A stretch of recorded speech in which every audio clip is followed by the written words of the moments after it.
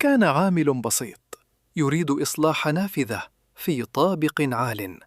أحضر سلمه ووضعه على الجدار، لكن قبل أن يصعد انكسر السلم وسقطت قطعه على الأرض.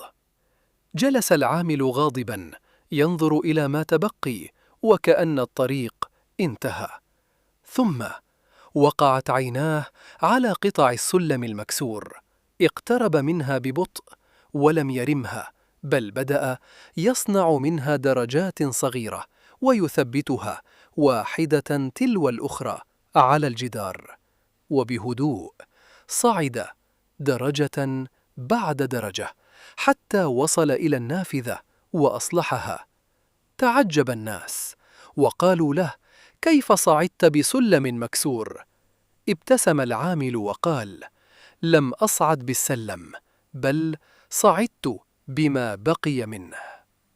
في الحياة قد لا تملك الوسيلة الكاملة، لكن قد تملك بقايا تكفي لتبدأ.